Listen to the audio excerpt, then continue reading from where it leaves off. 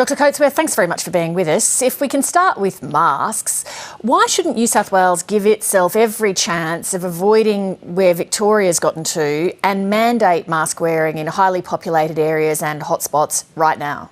So, Leigh, that is a question that we're getting a lot at the moment, and it's got two elements to the response. The first one is we want Australians to be absolutely clear that their primary mechanism of defence against COVID-19 is distance, physical distance, getting themselves tested when they're unwell and supporting our contact tracers. The second thing is that mandating mask use, it sounds like a very easy and straightforward policy to implement, but if you mandate something, you have to enforce it.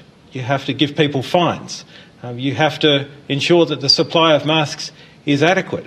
And for those reasons, we're encouraging mask use in New South Wales at the moment on public transport where you can't socially distance, where the community transmission is increasing.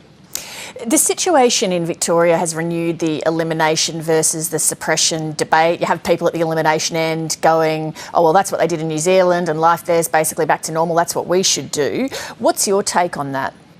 Well, the elimination versus suppression debate is ongoing. The aggressive suppression policy that we have advocated for has led to 6 out of the 8 states and territories being in a state of virtual elimination. But I think we should change the wording now to no community transmission. This is the situation in 6 out of the 8 of our jurisdictions. That is the target we'll be going for in New South Wales and Victoria once we get the current outbreaks under control again, which we will do.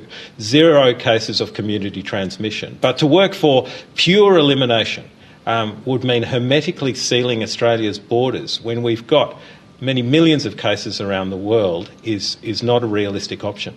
It's not clear exactly what went wrong in Victoria. There are unanswered questions that the Premier keeps referring to the judicial inquiry. Do you feel, from your position, like you understand what actually went wrong in Victoria? I think the first thing to say is that in a public health emergency, in a pandemic, understanding is critical. So every piece of additional information we get, whether it's about breaches in hotel quarantine, whether it's about transmission within the culturally and linguistically diverse Australians and households, or people who are from lower socioeconomic strata and have to go to work at all costs. There are a multitude of reasons why this has happened, but timely understanding is critical. So we have to get the judicial review done. We have to understand exactly what happened to put the outbreak in Victoria as it is at the moment, and essentially we need to do that so it doesn't happen again. But the information's really important right now. I don't think the public does understand why, for example, the hotel quarantine was outsourced to private companies, how it actually got out of control, there wasn't enough supervision. We are being told to wait for the results of the public inquiry, but I'm just asking, at your level, do you feel that you understand what went on? Because that's pertinent right now.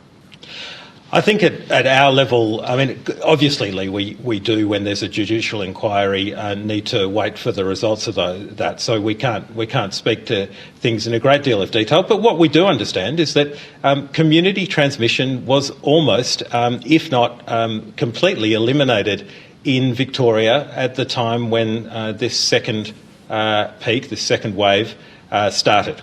That is what we understand. And then to get to the bottom of why it started, that's where we have to understand whether it was purely hotel quarantine or whether there may have been some undetected chains of community transmission going on. Now, they're the two choices, I think. They're the two possibilities. It may be simply hotel quarantine. It may be a combination of both. But the unanswered questions will be taken care of by the judicial review regarding hotel quarantine. Dr Coatsworth, thanks for your time today. Thank you, Leigh. Hi, I'm Leigh Sales. Thanks for watching this story. If you'd like to watch more of 7:30's stories, they are on the left of your screen. And tap on the button below to subscribe and get the latest from ABC News.